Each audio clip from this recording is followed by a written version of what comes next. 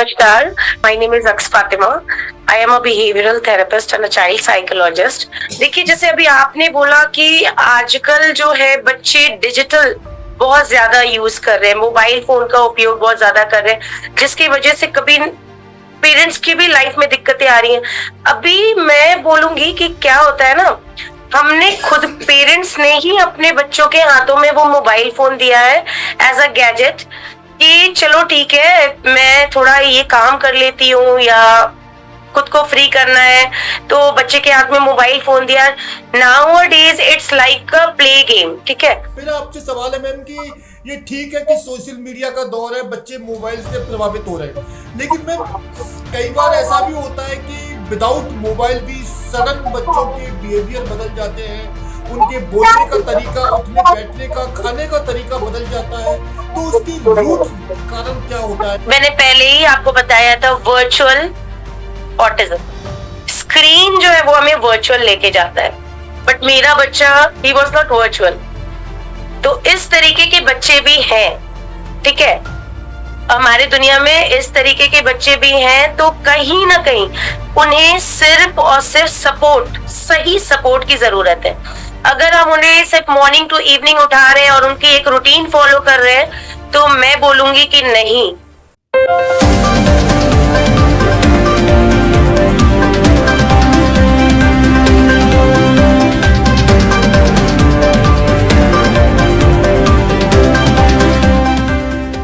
नमस्कार, मैं विष्णु अग्रवाल आप सभी का स्वागत करता हूं। आप देख रहे हैं daily India times digital news channel. मौजूदा दौर जो सोशल मीडिया का दौर है, उसमें हम देखते हैं कि जो हमारे बच्चे हैं, जो छोटे-छोटे बच्चे हैं 5 साल से 15 साल तक की जिनकी एज होती है, अक्सर देखा जाता है कि अचानक से बच्चों का स्वभाव बदलने लगता है, उनका नेचर एकदम विपरीत मोड़ पे चला जाता है। हालाँकि विशेषज्ञ इसको सोशल मीडिया का एक बड़ा कारण मानते हैं, क्योंकि आजकल मैक्सिमम बच्चे मोबाइल की चपेट में हैं। बच्चों में बदलाव एक बड़ी समस्या बनता जा रहा है। बच्चों में आ रहे इस बदलाव को लेकर जिसे ऑटिज़्म का नाम दिया गया है, आज हम एक खास मेहमान के साथ पॉडकास्ट करने वाले हैं। उनका नाम है अक्स फातिमा, और अक्स फातिमा मुंगेर, बिहार में स्थित स्पर्शम ऑटिज़्म क्लिनिक की चाइल्ड साइकोलॉजिस्ट है। हम अक्स फातिमा से बात करेंगे और उनसे जानेंगे ऑटिज़्म के बारे में कि जो बच्चों के नेचर में जो बड़े बदलाव आ रहे हैं, जिसके कारण उनके माता-पिता, उनके टीचर भी काफ़ी चकित रह जाते हैं। तो इसके बारे में वो क्या सोचती हैं, और ऑटिज़्म के से जो इफ़ेक्टिव जो बच्चे हैं, उनको किस तरह ट्रीट किया जाता है। नमस्कार मैम, आपका स्वागत है। Namaskar. My name is Aks Fatima. I am a behavioral therapist and a child psychologist. I am working in a Sparsham Autism Center.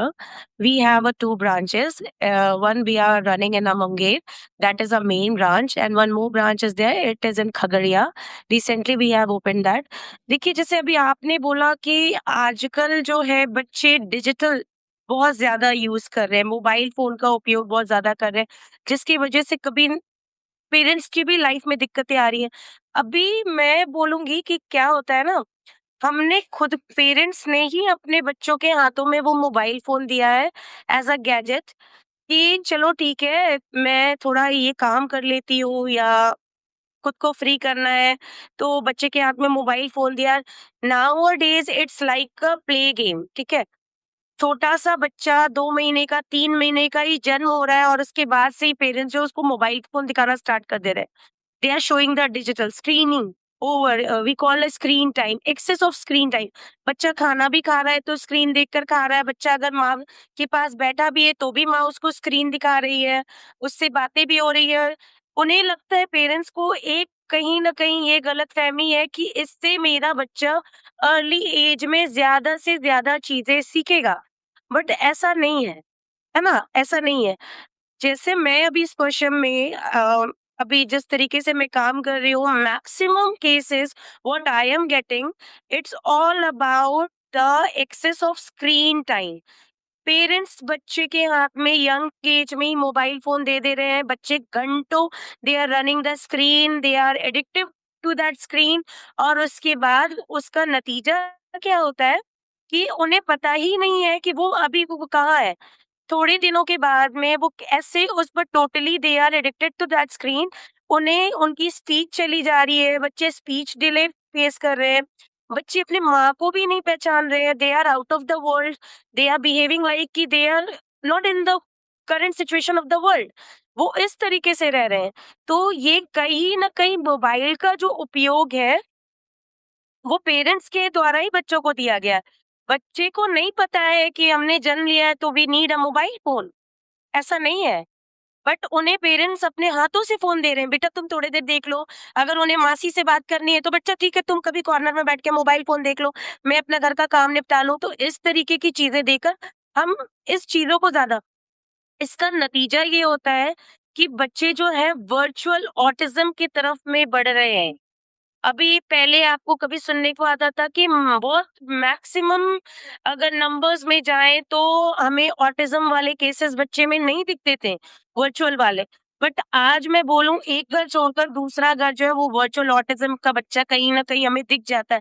Even when I am travelling on a train, then also I am getting a child like they are on the screen only. And when we are going attending a party, then also we are facing like कि बच्चा जो है it he और she is addicted to that screen time, और बच्चे को हम max to max screen पे देख रहे हैं, जिसका कारण ये हो रहा है कि बच्चे को स्पीच डिले हो रही है, बच्चा वर्चुअल ऑटिज्म की तरफ में बढ़ रहा है, बच्चे के हाइपो एग्रेसिव हो रहा है, हाइपर एक्टिव हो रहे हैं। तो कहीं ना कहीं मोबाइल फोन भी इसका एक बहुत बड़ा कारण है।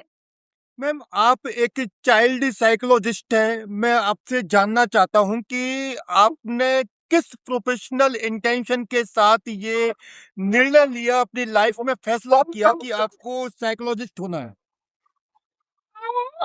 इसमें अगर मैं बोलूँ तो ये एक बहुत मतलब पर्सनल कहानी है मेरी। ठीक है, I am also mother of an autistic child. My son is also an autistic, but I am very happy to inform you कि आज मेरा बच्चा बहुत ज़्यादा रिकवर हो चुका है, और मैंने सिर्फ़ और सिर्फ़ उसे थेरेपी के द्वारा, जो हम यहाँ पर ऑक्यूपेशनल थेरेपी, स्पीच थेरेपी, हम सेंसरी इंटीग्रेशन जो भी थेरेपीज़ हम यूज़ करते हैं, उसके द्वारा मैंने अपने बच्चे को रिकवर किया। तो ये मेरा कोई प्रोफ़ेशन नहीं था। I was an electronics engineer, ठीक है? मैं एक engineer, I was working in many of the multinational companies, ठीक है? I was working in HCL, I worked in Tech Mahindra, I worked in Globeva.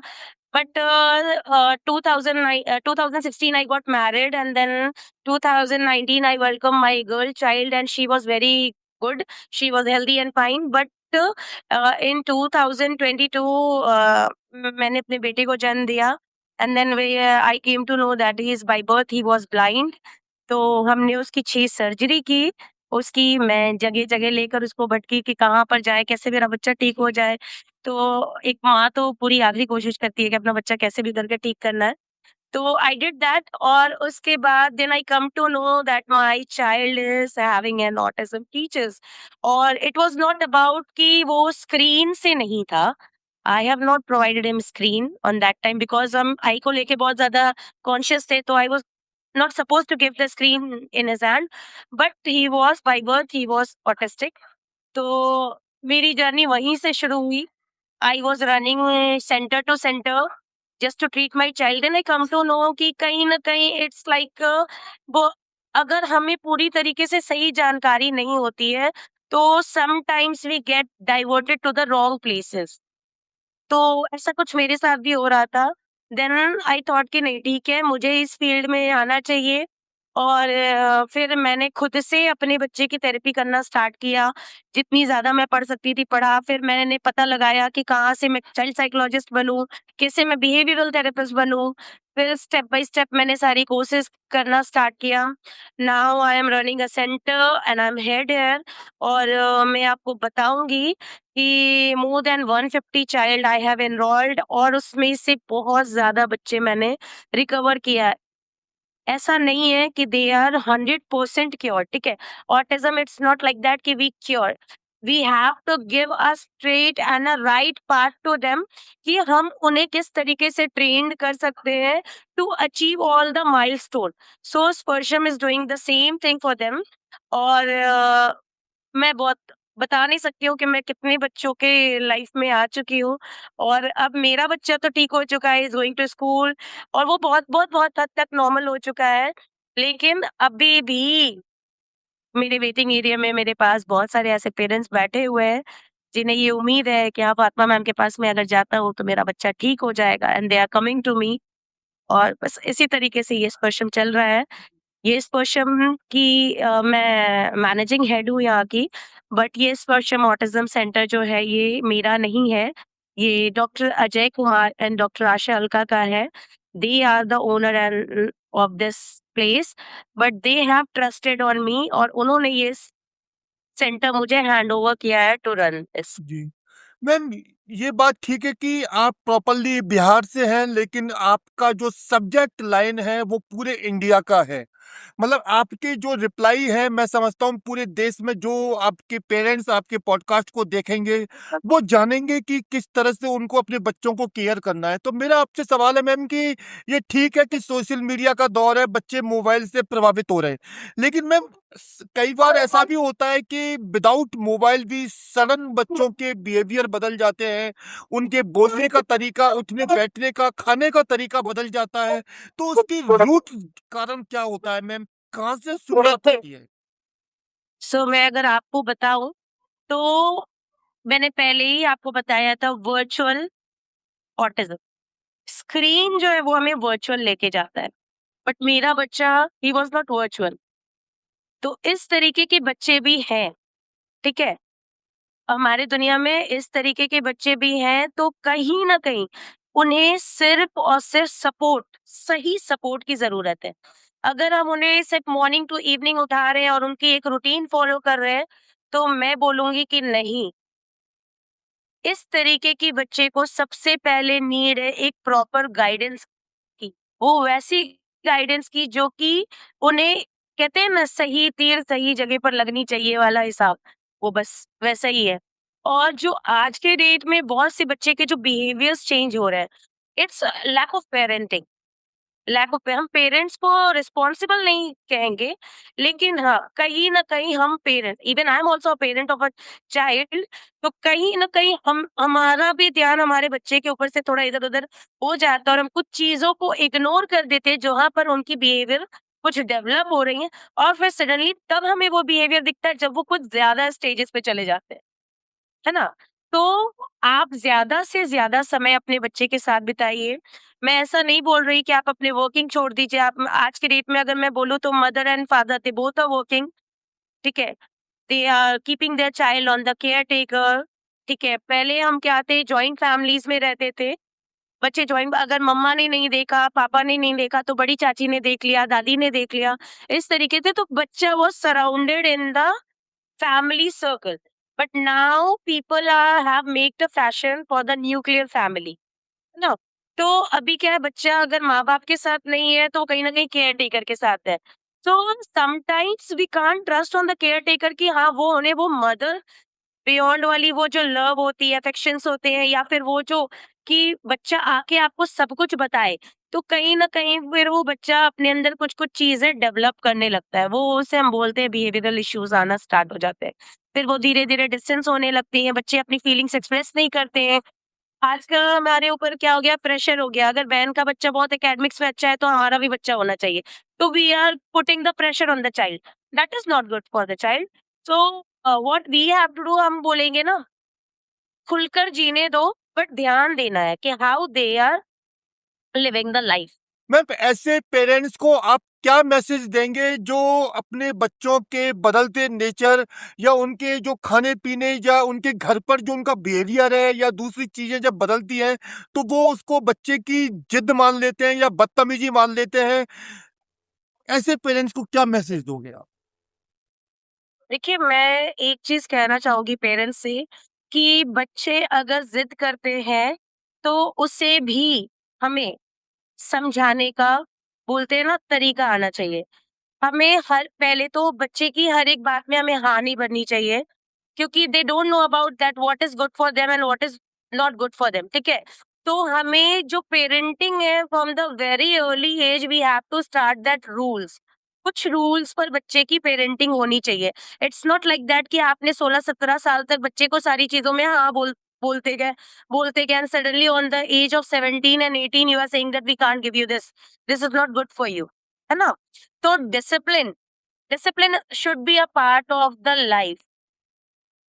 तो बच्चे को इस तरीके से कि हाँ जिद कर रहा है, सडनली कर रहा है, तो हम ऐसे नहीं बोल सकते। तो पेरेंट्स के लिए ये सजेशन होगा कि आप अपने बच्चे के साथ में from the very beginning maintain a discipline, try to maintain a discipline. बच्चा अगर छोटा है, वो स्कूल अगर जाता है, तो उन्हें तभी से सिखाइए कि when you are returning from the school, you have to keep your things on the places, you have to keep your shoes on the places. ऐसा नहीं है कि ओनली हाउस होल्ड वर्क्स जो है वो एक गर्ल चाइल्ड ही कर सकती है। Even a boy child also, he also has to help mother, father, मतलब ये सारी चीजें होनी चाहिए। और पेरेंट्स को ज्यादा से ज्यादा समय अपने बच्चे को देना चाहिए, क्योंकि ओपन अप बच्चे किससे होते हैं?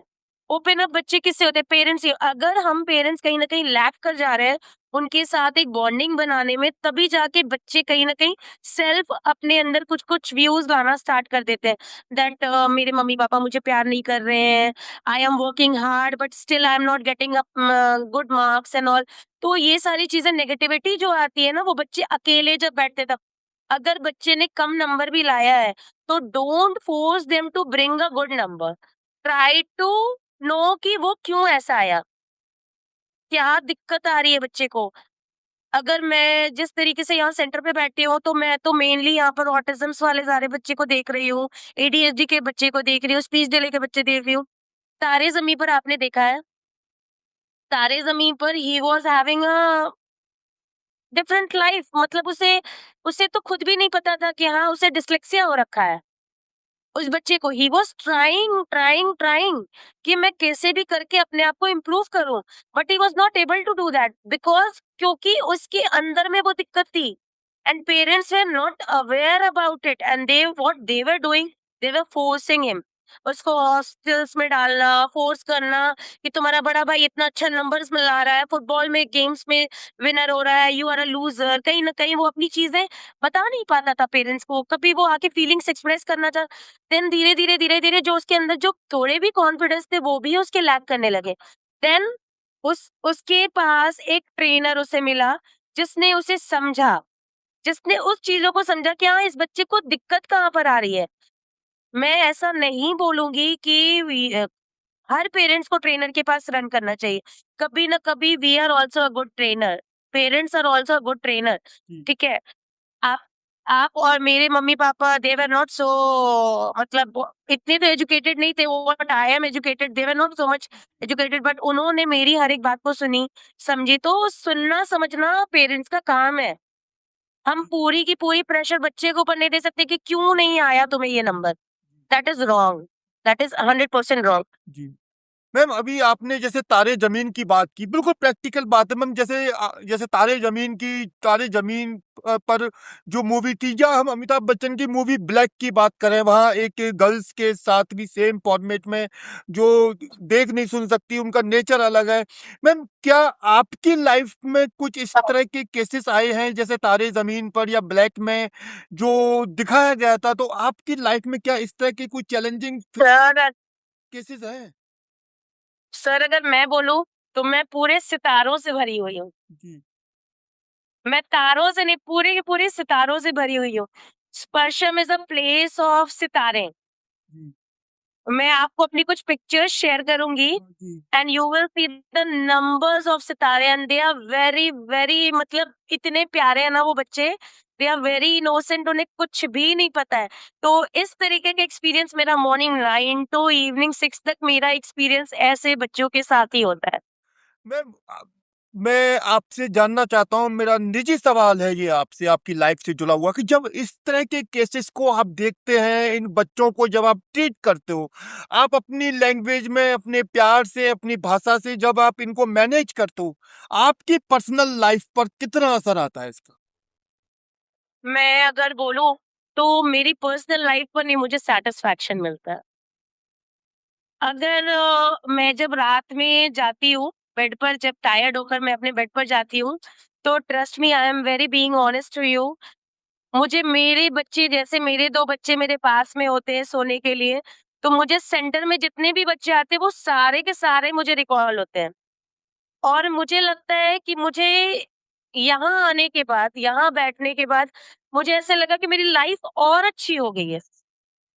मेरी एक्सपेक्टेशंस खत्म हो गई है दुनिया से। पहले मेरी क्या थी ना, आई वाज़ आल्सो लाइक कि यार ठीक है, मुझे भी इतनी जानकारी नहीं थी। तो जब स्टार्टिंग में when I was in my teenage, तो I was also like insisting कि मुझे भी ये चीज़ चाहिए, मुझे भी ये होना चाहिए, और इस तरीके का जो भी है X, Y, Z. But slowly, slowly जब मैं यहाँ पर हूँ, तो मुझे लगता है कि अल्हम्दुलिल्लाह I am in a very good place. मेरा पर्सनल लाइफ भी ठीक है। और इन सब बच्चों के साथ जब अगर आप रहोगे ना सर, तो आपको बहुत सुकून मिलेगा। They are very lovable. उन्हें कुछ नहीं पता है कि आप कौन हो। अगर मैं एक बार ऐसे हाथ बढ़ा लेती हूँ, वो गले में आके लग जाते हैं, वो मेरे गोद में आके बैठ जाते हैं। मेरे पास एक 16 साल का, 18 साल का बच्चा है, वो उसकी हाइट आपसे भी ज़्यादा है और फिज़िक भी आपसे ज़्यादा है, but still he loves me. वो उसको डेली इंतज़ार होता है, अगर मैं यहाँ पर अवेलेबल नहीं होती हूँ, तो वो पूछता है, मैम नहीं आई है क्या? इस तरीके का होता है। तो पर्सनल लाइफ़ मेरी और अच्छी हो गई है, बुरी नहीं हुई है। मैम, ऑटिज्म हमारे भारतीय समाज में, और खासकर हम बात करें जो ग्रामीण इलाके हैं भारत के, या जो छोटे शहर हैं, वहाँ भी आज भी ऑटिज्म को लेकर कई नेगेटिव धारणाएं बनी हुई हैं हमारे समाज में। इसको इस कहते हैं, एक सकारात्मक दृष्टिकोण से नहीं देखा जाता इसको। तो आपको देखिए, अगर मैं आप क्या क्या बदलाव चाहती हैं? कैसे लोग सचेत होंगे मैम? देखिए, अगर मैं बोलूँ तो पहले तो आप ये जानिए कि ऑटिज़्म है क्या? जी। ऑटिज़्म जो है ना, एक न्यूरो डेवलपमेंट स्थिति है, ठीक है? जो मतलब हमारी सोचने और समझने का जो तरीका होता है और जो उनके सोचने और समझने का तरीका होता है, वो काफ़ी अलग होता है। जैसे हम डायरेक्टली इंटरैक्ट कर लेते हैं, अपनी एक्सपेक्टेशंस बता देते हैं, अपनी नीड्स बता देते हैं, बट जो ऑटिज़्म वाले बच्चे होते हैं, नहीं, दे नीड अ सपोर्ट। मैंने पहले भी बोला, दे नीड अ सपोर्ट। तो उनको हमें सपोर्ट करने की ज़रूरत है। तो अभी जैसे गाँव में आपने बोला कि ऑटिज़्म, पहले मेरे पास भी केसेज़ आते हैं, फ्रॉम नैरो एरिया भी आते हैं और कहते हैं, मैम हमारी दादी ने बोला है कि कोई बच्चा देर से बोलता है, कोई बच्चा देर से चलता है, ये सब कुछ नहीं है, ये सब तुम लोगों का मनगढ़ंत कहानियाँ हैं कि बच्चे को ये बीमारी है। तो ये बीमारी नहीं है, ठीक है? It's a kind of a neuro development condition, और हमें बस इसके लिए अवेयरनेस प्रोग्राम्स करने चाहिए। आई am also doing the same thing. मैं जाती हूँ यहाँ पे नियर बाई के जितने स्कूल्स हैं। अभी रिसेंटली में मेरा एक सेमिनार हुआ था, यहाँ का एक स्कूल है नॉट डेम अकेडमी। मैं वहाँ गई, मैं ट्वाइस गई। और ऐसा नहीं है कि I am focusing on the main stream schools only. मैं सेंट जूली स्कूल भी गई, जो कि सिस्टर्स के द्वारा हिंदी मीडियम स्कूल है। मैं वहाँ भी जाकर मैंने अवेयरनेस प्रोग्राम चलाया, क्योंकि अभी मोबाइल फोन तो सर सभी के पास है। जी। जो फाइनेंशियली वेल ऑफ है उनके पास भी है, और जो नहीं है उनके पास भी है। तो अवेयरनेस प्रोग्राम तो मैंने कोशिश की है कि मैं जहाँ तक कर पाऊँ तो करूँ। तो अभी भी हम बहुत जगह नहीं पहुँच पाए हैं। ये सोच, ये समझ हम नहीं दे पा रहे हैं कि ऑटिज़्म है क्या? तो इसकी अवेयरनेस हमें करनी चाहिए और जानना चाहिए। और मैं चाहूँगी कि जैसे मैं अगर 4 लोगों से मिलती हूँ, तो मैं उन्हें बताती हूँ कि where I am working and what I am working and for whom I am working. उसी तरीके से आप भी अगर मिलो, तो आप भी 4 लोगों को बताओ कि हाँ, कि इस तरीके की कंडीशंस को क्या बोलते हैं। जी।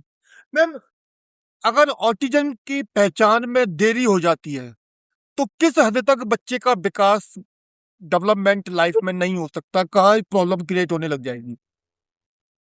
देखिए, अगर मेरे पास कोई केस आया है जो कि 6 साल तक के बच्चे का है, then it's a kind of early intervention. तब भी मैं उसको अर्ली इंटरवेंशन में काउंट कर लेती हूँ। और अर्ली इंटरवेंशन अगर हमारे पास बच्चे आ जाते हैं, तो मैं आपको बताऊँगी कि 70 टू 80% तो दे कैन बी क्योर्ड। हम उन्हें उनकी स्पीच भी लाने में पूरी तरीके से हेल्प कर पाते हैं। उनकी day to day life routine भी फ़ॉलो अप करवा देते हैं हम। जैसे बच्चा अपना पिशी-पॉटी कुछ भी नहीं बताता है, तो वो अपनी प्रॉपर नीड्स भी एक्सप्रेस करने लगते हैं। हम उनकी थेरेपीज़ के द्वारा जो है उनकी सेंसरी इश्यूज़ खत्म करते हैं। जो भी चीज़ें हैं, तो अगर अर्ली इंटरवेंशन होता है तो we get a best results. अगर डिले होता है, किसी कारण से पेरेंट्स को अगर नहीं अवेयरनेस है कि बच्चा, ऐसे हैं मेरे पास बहुत से ऐसे केसेस है जो 9 साल की भी बच्ची है, 10 साल का भी बच्चा है, अगर उन्हें नहीं पता है कि बच्चे में क्या था सडनली उनको, या फिर हम बोले सोर्स, जैसे जिस जगह पर अभी मैं हूँ, मुंगेर में, मुंगेर स्पर्शम इज़ अ फर्स्ट, पहला ऑटिज़्म सेंटर है जो हमने यहाँ पर ओपन किया है। और यहाँ पर जब मैं आई थी, तो आई वाज़ लाइक कि नहीं ठीक है, ज़्यादा केसेस तो नहीं होंगे, क्योंकि यहाँ पर ज़्यादा न्यूक्लियर फैमिली नहीं है। लोग जो हैं मतलब प्रॉपर अपने सराउंडिंग्स में फैमिलीज़ के साथ रह रहे हैं, जॉइंट फैमिली में रह रहे हैं। बट धीरे-धीरे ग्रेजुअली हमें बस 1.5 से 2 साल ही हुआ है और आप सोचिए हम 150 से प्लस बच्चे पर काम कर चुके हैं। तो इट्स ऑल अबाउट अवेयरनेस। अगर अवेयरनेस अर्ली है तो early intervention you will get the best results. And मतलब हम बोलेंगे कि थोड़ा हम फास्ट ट्रैक मोड पे काम कर सकते हैं, but we if we are delayed on the intervention, then हमें थोड़ी दिक्कत आती है बॉन्डिंग बनाने में बच्चे के साथ में। जो हमारे थेरेपिस्ट है उनको भी दिक्कत आती है बच्चे के साथ में बॉन्डिंग बनाने में। हमें उनकी फिर बहुत सारी चीजें, अभी क्या अर्ली इंटरवेंशन में हमें पता चला बच्चा हैंड फ्लैपिंग कर रहा है, ठीक है। तो हमने थेरेपी स्टार्ट कर दी हैंड फ्लैपिंग की, कि हम उसकी हैंड फ्लैपिंग की थेरेपी स्टार्ट कर दे रहे हैं, बच्चे ने हैंड फ्लैपिंग कम कर दिया। बच्चे ने टो वॉकिंग कर रहा है, अर्ली इंटरवेंशन है। अभी कभी-कभी हमने देखा कि अरे ये बच्चा तो टो वॉक भी कर रहा है, बाकी तो कोई नॉर्मल बच्चे इस तरीके से नहीं करते हैं। तो हम उसकी थेरेपीज़ अर्ली कर लेंगे, तो बच्चे को उससे, लेकिन जो बच्चा इस चीज़ में सालों-साल उसी लाइफ़स्टाइल में चल रहा है, तो उसको सुधारने में थोड़ा, हम ये नहीं बोलेंगे कि ये नामुमकिन है। एफर्ट दोनों तरफ से होना चाहिए, थेरेपिस्ट की तरफ से भी होना चाहिए, मेरी तरफ से भी होना चाहिए और पेरेंट्स की भी तरफ से होना चाहिए। So what I am doing here, I am making the parents trained, ठीक है? On the daily basis I am giving the therapies to the parents कि आपको ये सारी चीज़ें घर पर भी करानी है। क्योंकि मैं बोलती हूँ अगर 1 घंटे में हम चेंजेस ला देते हैं, तो अगर बच्चा आपके पास, सोच लीजिए अगर ज़्यादा से ज़्यादा घंटा है, तो आप कितनी सारे चेंजेस ला सकते हैं। और जो भी पेरेंट्स करते हैं काम, तो रिजल्ट्स मिलते हैं। मैम, ऑटिज्म एक चैलेंजिंग सब्जेक्ट है। एज ए न्यूज एडिटर मुझे लगता है कि ऑटिज्म एक बहुत ही गंभीर विषय है। आपने बिहार के मुंगेर से अपने क्लिनिक के जरिए काफ़ी बच्चों का एक प्रोसेस स्टार्ट किया है, इसके लिए हम आपकी सराहना करते हैं। तो मेरा आपसे सवाल है मैम कि क्योंकि हमारे भारत देश में ऑटिज्म को लेकर मैं साफ शब्दों में कहूँ कि शायद सरकार भी हमारी गंभीर नहीं है, चाहे वो बिहार की सरकार हो, राजस्थान की हो या सेंट्रल गवर्नमेंट हो। तो आपको क्या लगता है कि ऑटिज्म के लिए एक प्रॉपर फैसिलिटी हो, जो बच्चे हैं उनके लिए सुविधाएँ हो, उनको एक एक ऐसा माहौल क्रिएट किया जाए, तो आपके अकॉर्डिंग सरकार को क्या बड़े कदम उठाने चाहिए? देखिए, मुझे तो पॉलिटिक्स पसंद नहीं है। पॉलिटिक्स नहीं है मुझे। सरकार, जब हाँ, तक आप मुझे, सरकार को एडवाइस करोगे, एडवाइस करना है आपको। हाँ, मैं बिल्कुल भी इस चीज़ में, मैं अभी आपको एडवाइस के तौर पे बताती हूँ। जी, अभी यूएई में क्या हुआ आपको पता है? जी। यूएई में फ्लाइट जो है, ऑटिज़्म वाले बच्चों के लिए स्पेशलाइज़्ड फ्लाइट चलाई जा रही है, क्योंकि बच्चों को साउंड इरिटेशंस होते हैं। जो ऑटिज़्म वाले बच्चे हैं वो they get hyper active in the places where they are getting the sound. तो उस तरीके की हो रही है। उनको पार्क, यूएई में गवर्नमेंट ने ऑटिज़म्स के लिए मतलब बहुत सारी चीज़ें की है। तो वहाँ पर अगर यूएई में बच्चा ऑटिस्टिक निकलता है या मिलता है, तो वहाँ पर सरकार ने बहुत सारी चीज़ें की है, जिससे पेरेंट्स की लाइफ बहुत ईज़ी हो गई है, ठीक है? अगर हम ऑटिस्टिक बच्चों के साथ अगर हम बात करेंगे, ऑटिज़्म वाले बच्चे के साथ अगर हमारा ट्रैवल करना किसी पेरेंट्स के बारे पूछेंगे, तो ये बहुत टफ है। It is not easy. एक एक सवाल तो सडन मेरे माइंड में आया है, मैं आपसे जानना चाहता हूँ। जैसे मैम कई बार हम देखते हैं कि एक हेल्दी बच्चा है मैम, एज भी उनकी 14-15 साल है, 16 साल है। सडन 14, 15, 16 साल की उम्र में बच्चा जो कल तक बिल्कुल फिट था, अचानक से वो एकदम से साउंड से इफ़ेक्ट होता है, काँप जाता है, या उनका जो खान-पान है, वो जो बच्चा कल तक अच्छा खाता था, वो सडन अपना खाना-पीना बंद कर देता है, या सडन उनकी जो पढ़ाई है, दिमाग हट जाता है। विदाउट डिज़ीज़ ये सब लक्षण जब सामने आते हैं, तो मैम कैसे समझा जाए कि ये क्या कारण हो रहा है? कैसे इसको ऑटिज़म से जोड़ा देखिए जाए? देखिए, मैं बोलूँगी अगर 14 साल और 16 साल में अगर बच्चे को साउंड इरिटेशन हो रहा है, तो that is not a kind of autism features, है ना? वो हम एंग्ज़ायटी बोल सकते हैं क्योंकि आजकल बच्चे अपने मन में बहुत सारी चीज़ें रखते हैं, बहुत सारी बातें रखते हैं। तो कहीं न कहीं वो एक्सप्रेस नहीं हो रहा है और चीज़ें जमा हो रही है, हो रही है, हो रही है और फिर सडनली वो कहीं न कहीं पर ब्लास्ट होता है।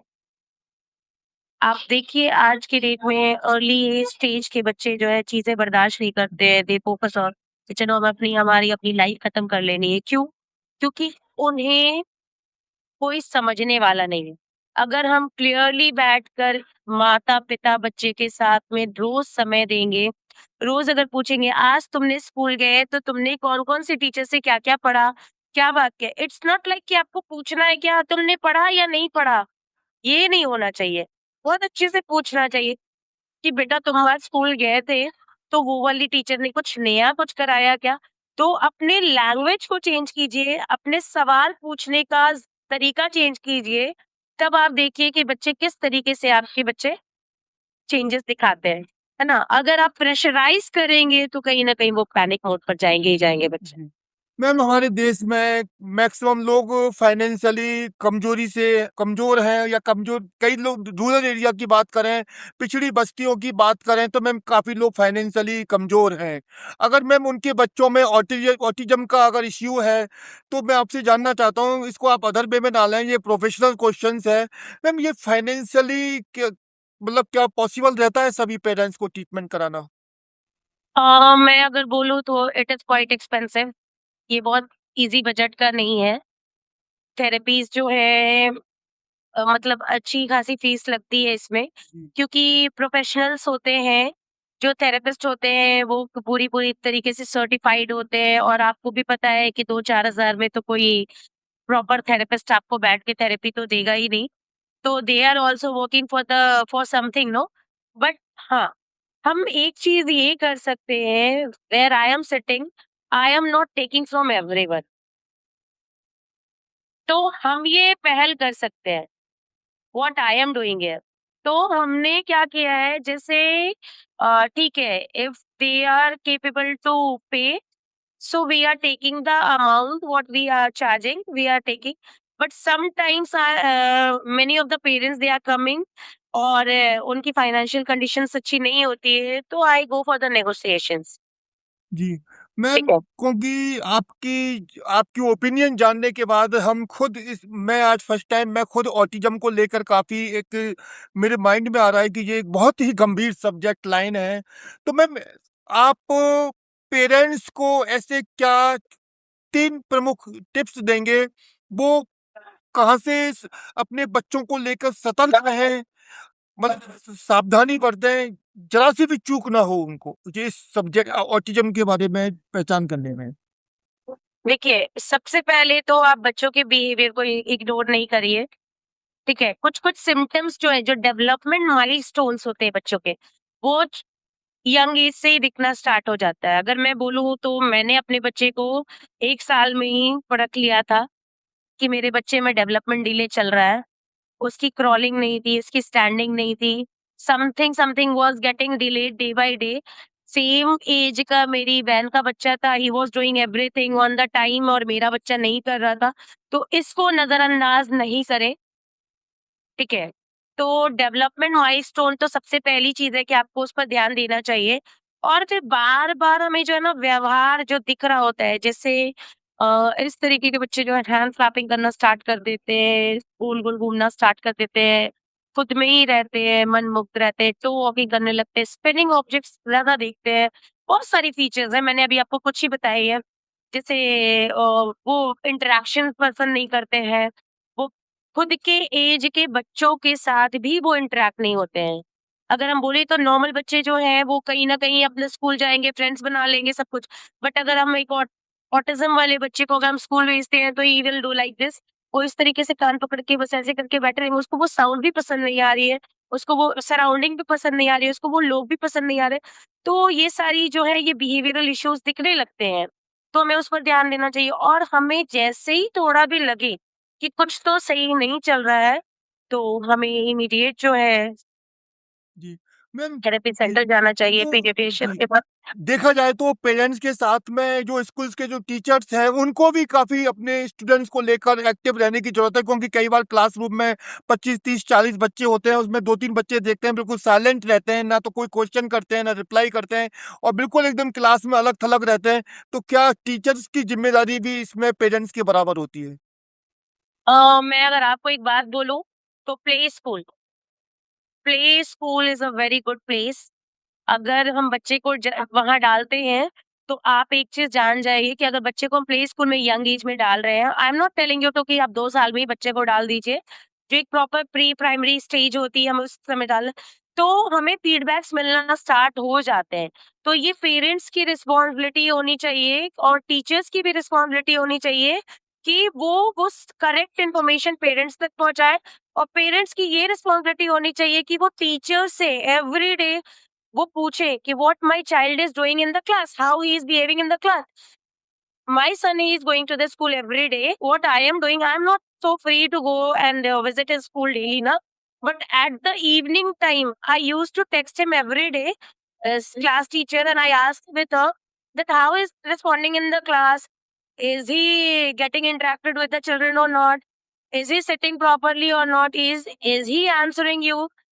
तो मैं ये सारे questions per day on the daily basis because I am paying to them for that only, है ना? हमें अगर अपने बच्चे को कहीं पर मनमुख करके बैठा देना है बस, तो वो हम घर पर भी बैठा सकते हैं।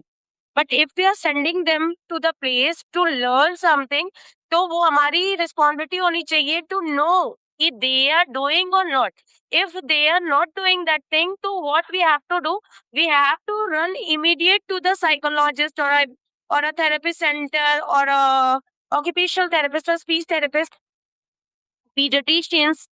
आज के डेट में अगर आप जाएँगे तो numbers of children you will get for the same cases only. Ma'am अभी आपको सुपर वुमन अवार्ड से सम्मानित किया गया है, तो मैं थोड़ा जानना चाहूँगा डिटेल में मैम इसका पूरा क्या आपके अचीवमेंट का थोड़ा डिटेल में बताइए मैम? मैं अगर बताऊँ तो वो मुझे super women awards from Munger मतलब मिला है और मुझे अभी 2 दिन पहले भी best child psychologist and autism specialist of development for the child centre की तरफ से भी मुझे जो है अभी हुमा कुरैशी मैम ने भी मुझे अभी एक अवार्ड दिया है और 2 दिन पहले ही हुआ है जो मुझे मिला है and this is my award. मैं दिखाऊंगी, जी। This is my award. Congratulation ma'am. जी। और सुपर वुमन की भी अवार्ड मेरे पास में है। ओके। तो ये भी मुझे मिला है और मैं क्या करती हूँ, जैसे मैंने पहले भी आपको बोला था कि मैं सेमिनार स्कूल्स वगैरह में करती रहती हूँ, तो नोटरडेम एकेडमी भी मैं गई थी, तो वहाँ भी मुझे ये अवार्ड ऑफ ऑनर मिला था। ओके। तो मैं अभी मुझे इस काम में बहुत मज़ा आ रहा है, मुझे बहुत अच्छा लगता है, पर्सनल सैटिस्फैक्शन बहुत ज़्यादा है। अगर मैं बोलूँ तो अच्छा तब लगता है जब आपके सामने कोई माँ-बाप आके बोलते हैं कि मैम मेरा बच्चा 8 साल तक कभी माँ भी नहीं बोला था, बट जब मैं आपसे मिली हूँ, अब मेरा बच्चा मुझे बोलता है माँ रोटी दे दो। ये इतना बड़ा सेंटेंस मेरा बच्चा 8 साल के बाद बोला है, वो भी आपसे मिलने के बाद, तो वो मेरा बिग अचीवमेंट है। इन सब चीज़ों से भी अब बड़ा अचीवमेंट अगर मैं बोलूँ, मेरा फ़ोकस जो है वो मेरा इन सब चीज़ों पर है कि मेरा बच्चा जो मुझसे मिल चुका है, जो मुझसे जुड़ चुका है, वो ठीक होना चाहिए। चाहे उसके लिए मुझे ओवरटाइम क्यों ना करना पड़े या उनके पीछे मैक्स टू मैक्स मेहनत क्यों ना करनी पड़े, मैं उससे पीछे नहीं हटती हूँ और मैंने कभी ये भी नहीं सोचा है कि मेरे 2 बच्चे हैं, मुझे उस पर फ़ोकस करना है। कई बार ऐसा हुआ है कि मैं अपने बच्चे को, मेरा भी बच्चा सेंटर में ही रहता है, स्कूल जाता है फिर उसके बाद आके मेरे साथ सेंटर में ही रहता है। मैं अपने बच्चे को कहीं पर कोने में बिठा देती हूँ, बट जो बच्चे मेरे तक आए होते हैं, मैं उन्हें गोद में लेकर बैठती हूँ और मैं जानने की कोशिश करती हूँ, उनके क्या चाहिए और किस तरीके से मैं उनकी वो चीज़ें उन तक पहुँचा पाऊँ, उनकी वो नीड्स वो एक्सप्रेस कर पाएँ, तो है। और टच वुड बहुत ब्लेसिंग्स भी हैं, माएँ आके रोती हैं मेरे पास, मुझे दुआएँ देती हैं, तो ये मेरा बिग अचीवमेंट है sir. Ma'am, last year Jaipur में एक घटना हुई स्कूल में। एक 12 साल की बच्ची ने अपने अदर जो क्लास में जो दूसरे स्टूडेंट होते हैं, उनकी छींटाकशी के कारण, कुछ कहासुनी के कारण, और उन्होंने 6 लगभग 6 या 8 मंजिल से कूदकर आत्महत्या कर ली। 12 साल की उनकी एज थी। तो मैम, जब इस तरह के केसेस होते हैं, तो क्या इनको भी ऑटिज़्म से जोड़ा जा सकता है क्या? नहीं सर, वो ऑटिज़्म नहीं है। जी। वो ऑटिज़्म नहीं बोल सकते हैं, वो फिर हम बोलेंगे कि कहीं न कहीं बच्चा आपका प्रेशर में है। तभी तो मैंने आपको फ्रॉम द बिगिनिंग में बार-बार आपको बताती आ रही हूँ, पेरेंट्स और बच्चों की बॉन्डिंग अच्छी होनी चाहिए। बच्चे आकर बताने चाहिए कि हाँ, आज मेरे साथ क्या हुआ और मैंने क्या किया।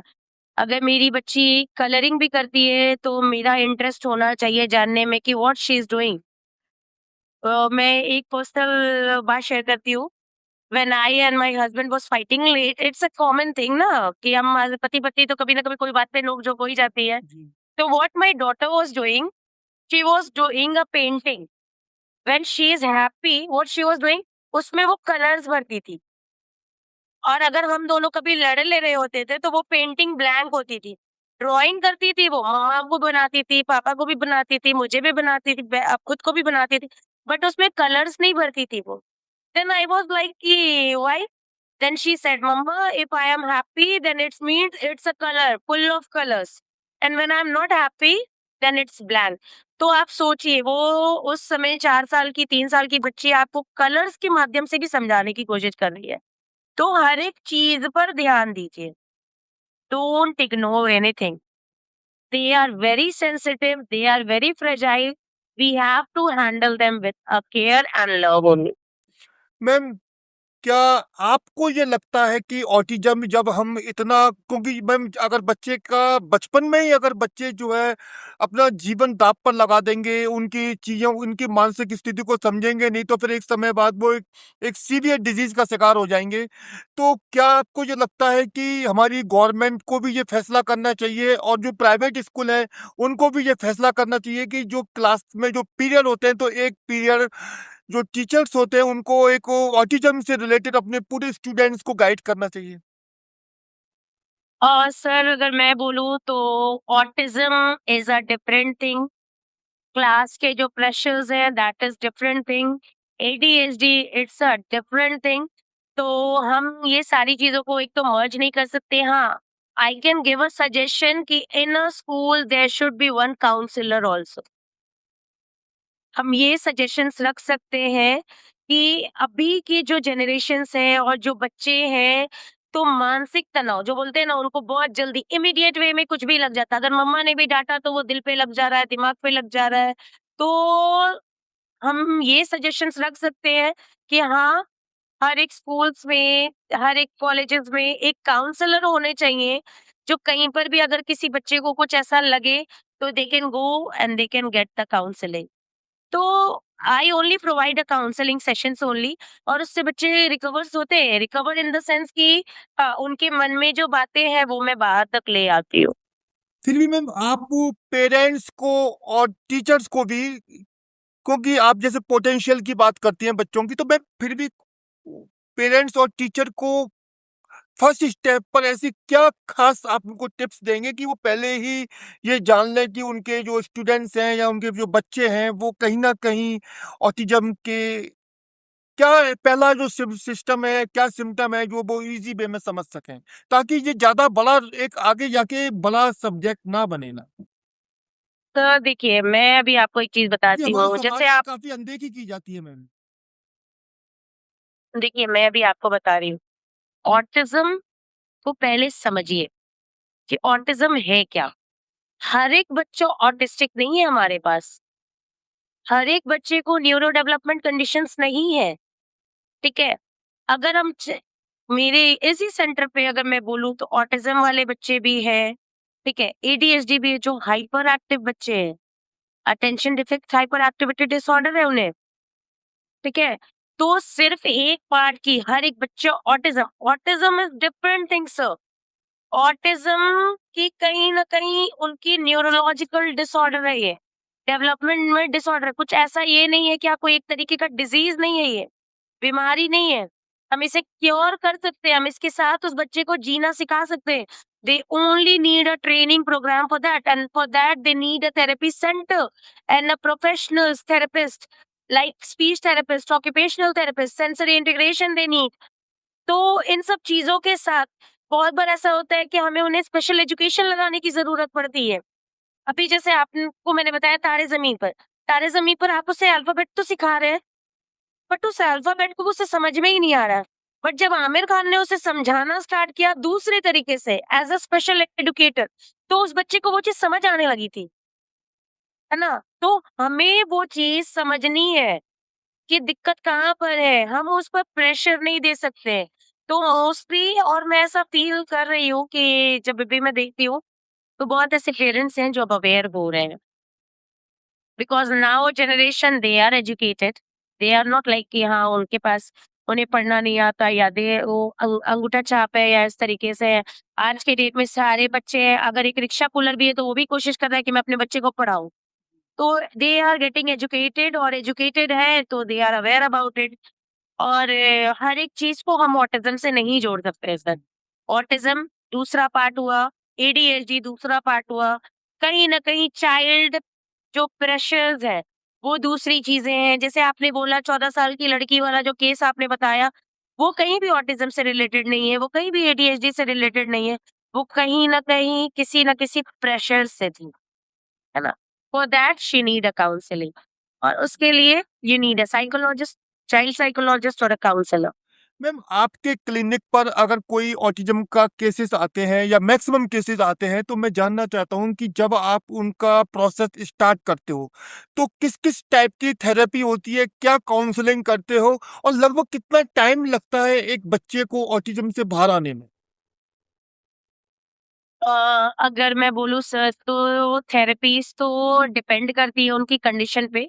जो सिम्पटम्स होती है, जैसे कि मैंने आपको बोला सेंसरी इश्यूज़ बच्चे को होते हैं, कोई बच्चा आपको हेयर कट नहीं कराएगा, रोएगा, एग्रेसिव होते हैं, ये सारी चीज़ें होती हैं। किसी बच्चे की स्पीच डिले होती है, उसके लिए हम स्पीच थेरेपी कराते हैं। जो कोई बच्चा जो है कहीं न कहीं वो फिज़िकली एक्टिव नहीं होता है, active of brain also he is not there तो हम फिर for that we are doing the occupational therapy. तो it's depend on the condition of the child, ठीक है? According to the condition of the child we prescribe the therapies. कभी इन बच्चों के साथ समय गुजारते हुए उनको उनको उनकी काउंसलिंग करते हुए एक तरह से ट्रीटमेंट करते हुए क्या कभी आपके माइंड में ये थॉट्स आया कि ये मैंने क्या चैलेंजिंग काम हाथ में ले लिया, ये तो बड़ा डिप्रेशन वाला काम है? नहीं, डिप्रेशन तो नहीं लगा सर, क्यों नहीं लगा? क्योंकि मैं खुद उस बच्चे की माँ हूँ। तो मैं वो फीलिंग्स बहुत अच्छे से समझ सकती हूँ। मैंने भी कई रातें जागी हैं, ये सोच कर कि अब मेरा क्या होगा? मेरा बच्चा ऐसा हो गया है, मैं क्या ही करूँगी? किस तरीके से क्या कर पाऊँगी? जी। तो डिप्रेशन तो कभी नहीं, क्योंकि वो बहुत क्लोज़ली मैंने उस चीज़ को देखा है, फेस किया है। तो मैं तो यही प्रे करती हूँ कि मैं अगर निकल रही हूँ, तो मेरे साथ भी जो आए वो भी इस चीज़ से निकल जाए। मैं डेली यही दुआ करती हूँ। कि नहीं ये इस तरीके के बच्चे बोझ कभी नहीं है सर। जी। कभी आप अगर इस तरीके के सेंटर अगर आपके आस-पास में है तो आप एक दिन जाकर विज़िट कीजिए, they are very lovely. Ma'am जब आपको सुपर वुमन जैसे अवार्ड मिलते हैं या दूसरे अवार्ड मिलते हैं आपको अपने इस मिराकल काम के लिए, मैं तो चमत्कारिक काम बोलूँगा आपके वर्क को, तो क्या आपको इन अवार्ड्स को लेने के बाद लगता है कि अब तो ज़िम्मेदारी और ज़्यादा सामने आ गई? मोटिवेशन मिलता है, इसको मोटिवेशन ही बोलेंगे। आज एक अवार्ड लाया था तो सोचा नहीं था दूसरा लाऊँगी, अब दूसरा लाया तो सोच रही हूँ कि अभी और आगे और भी मिलने हैं। अभी जितना आगे जा सकती हूँ जाऊँ। अब मैंने अपना प्रोफ़ेशन इंजीनियरिंग वाला फ़ील्ड ख़त्म कर दिया अपने दिलो-दिमाग से। आई एम नॉट एन इंजीनियर, ठीक है? I am not an electronics engineer now. Now only I am a child development पे मेरा पूरा फ़ोकस है। मेरा फ़ोकस ऑटिज़्म पर है, सेंटर पर है, इन तरीके के बच्चों पर है। बस अगर आप बोलेंगे तो मैं अपने थेरेपिस्ट टीम से भी आपको मिलवाऊँगी। मैम मैं चाहता हूँ कि आप उन पेरेंट्स के लिए जिनके घरों में बच्चों की थोड़ी सेंसिटिव स्थिति है, आप उनको क्या 5 टिप्स देंगे कि जिनको अपनाकर वो अपने बच्चों की बेस्ट केयर कर सकें? देखिए, अगर बच्चा सेंसिटिव चाइल्ड है तो हमें उसे हैंडल भी सेंसिटिविटी के साथ ही करना चाहिए, ठीक है? आवाज़, माहौल, लोगों की भावना, ये सब छोटी-छोटी घटनाएँ जो उसके साथ जो गुज़रती है या जिस चीज़ से वो रिएक्ट करता है, पहले तो हमको उसको गहराई से महसूस करना चाहिए कि वो कर क्यों रहा है। हम जब तक अगर कभी भी किसी प्रॉब्लम को जड़ से नहीं समझेंगे तो हम उसको रूट कॉज़ को ख़त्म नहीं कर पाएँगे। But why the child is facing this condition, ठीक है? उसके बाद फिर मैं उसका ट्रीटमेंट स्टार्ट करती हूँ। अगर किसी को साउंड से दिक्कत आती है, तो फिर मैं साउंड ट्रीटमेंट करना स्टार्ट करती हूँ। अगर भावनाओं से आती है, तो फिर मैं भावनाओं वाली ट्रीटमेंट लगाती हूँ। अगर बदलाव चाहते हैं वो, तो फिर मैं उस तरीके की ट्रीटमेंट करती हूँ। तो और अगर माँ-बाप के लिए टिप अगर बोले, तो ऐसे बच्चे को बहुत ज़्यादा रुलाना नहीं है या कमज़ोर नहीं कहना है। आपको राइट प्लेस पर जाना है, सेंटर्स पे जाना है, वहाँ जाकर के आपको अपनी एक्सपेक्टेशंस उनसे रखनी है कि हाँ, आप मुझे हेल्प आउट कीजिए to bring my child in the normal life. Okay. So ma'am अब इसके बाद मैं आपके साथ में मैम कुछ क्वेश्चन्स रखूँगा जिसके आप फटाफट बहुत शॉर्ट में जवाब देना थोड़ा जल्दी, है ना मैम? ठीक है। सिंगल लाइन में एक तरह से आप।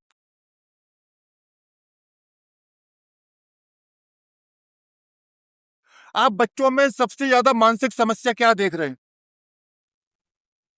मैं तो अभी वर्चुअल ज़्यादा देख रही हूँ। बच्चे मोबाइल फ़ोन से ज़्यादा एडिक्टेड है, ये मैं ज़्यादा देख रही हूँ। बच्चों में स्क्रीन टाइम का असर कितना खतरनाक है? बहुत ज़्यादा है। मैं बता भी नहीं सकती हूँ कि आपके नज़र के सामने आपके बच्चे आपको पहचानने से इनकार कर सकते हैं, अगर हम उनको एक्सेस स्क्रीन ऑफ टाइम दे सकते हैं तो। आपके अकॉर्डिंग अच्छे पेरेंट्स कैसे होते हैं? सारे ही पेरेंट्स अच्छे हैं, कोई भी माता-पिता बुरे नहीं होते हैं, बस समझने और समझाने का तरीका अलग होता है। बच्चा अगर ज़्यादा गुस्सा करे, ज़िद्दी हो जाए तो क्या करना चाहिए? अगर बच्चा एग्रेसिव हो रहा है तो हमें उसे पहले तो कमांड उसे देना चाहिए। कोशिश करनी चाहिए कि हम उसे प्यार से समझाएँ। अगर फिर भी बच्चा नहीं होता है तो हम कहते हैं ना कि कभी-कभी हमें स्ट्रिक्ट वॉइस में उसे कंट्रोल भी करना आना चाहिए। तो basically we have to focus on the how to control the child. बच्चे का आत्मविश्वास कैसे बढ़ाएँ? Motivation, everyone needs a motivation. बच्चों की एंग्ज़ायटी इंस्टेंट कैसे कम कर सकते हैं? हाँ जी, फिर से बोलिए। बच्चों की एंग्ज़ायटी तुरंत कैसे कम की जा सकती है? एंग्ज़ायटी कैसे कम कर सकते हैं? देखिए सर, एंग्ज़ायटी तो हम प्यार से ही कम कर सकते हैं, सपोर्ट से ही कम कर सकते हैं। छोटा बच्चा अगर पढ़ाई से दूर भागे तो क्या करें? छोटा बच्चा पढ़ाई से भाग क्यों रहा है तो हम अपना तरीका चेंज कर दें। बच्चे हमें स्कूल उसे पढ़ाई को खेल में बदल कर पढ़ाना चाहिए। बच्चा स्कूल हमें जाने उसको प जी, बच्चा स्कूल जाने से हम डरे तो क्या करें? रीज़न जानने की कोशिश करनी चाहिए कि बच्चा स्कूल क्यों नहीं जाना चाह रहा है। ऐसा तो है नहीं कि बच्चे अपने दोस्त से मिलना नहीं चाहते होंगे, कहीं न कहीं कुछ तो उसे कमी वहाँ ना मिल रही होगी, जिसकी वजह से बच्चा परेशान हो रहा है। तो कोशिश कीजिए कि जानने की कोशिश कीजिए कि बच्चा क्यों नहीं जानना चाह रहा है। कई बार ऐसे चीज़ें हैं, ऐसे केसेज़ हैं, जो बच्चे अंदर-अंदर फेस कर रहे हैं and we are not aware about it. तो try to know that cause. बच्चे अगर अपने भाई-बहनों से ज़्यादा झगड़ा करें तो पेरेंट्स क्या करें? दोनों को एक समय पर डाँटना है, दोनों को एक समय पर प्यार करना है। बच्चों को कभी भी ऐसा नहीं। स्पोर्ट्स के प्रति जागरूक करने के लिए क्या करना चाहिए?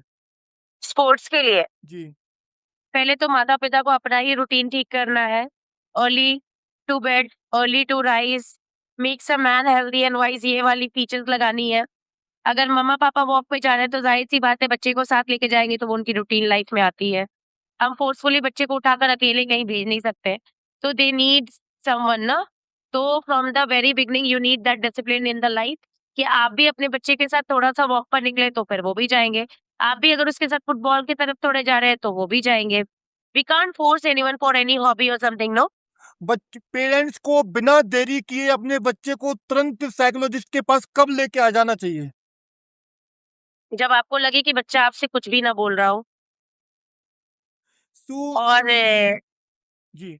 सो आपने हाँ जी। सुना साइकोलॉजिस्ट अस्क फातिमा को, उन्होंने हमारे सभी सवालों के गंभीरता से जवाब दिए और उन्होंने बच्चों से जुड़े हुए हर उस पहलू पर विस्तार पूर्वक उन्होंने पेरेंट्स को भी सावधान किया, टीचर्स को भी सावधान किया और कई ऐसे उन्होंने रहस्यपूर्ण या कई ऐसी चीज़ें जो अस्क फातिमा ने हमें बताई, उनके इस पॉडकास्ट को जानकर मैं समझता हूँ कि हर पेरेंट्स के लिए फातिमा मैडम का ये पॉडकास्ट देखना बेहद ज़रूरी है, ताकि वो अपने बच्चों की सावधानी से केयर कर सकें। और जो ऑटिज़्म है, जो एक एक जो शुरुआती लक्षण देखने पर ही अगर उससे सावधान हो जाएँ, तो आप भविष्य में एक गंभीर डिजीज से अपने बच्चों को बचा सकते हैं। तो अपने बच्चों की हेल्थ के लिए, उनके मोटिवेशन के लिए, उनके आत्मविश्वास के लिए अस्क फातिमा का ये पॉडकास्ट आपके लिए बेहद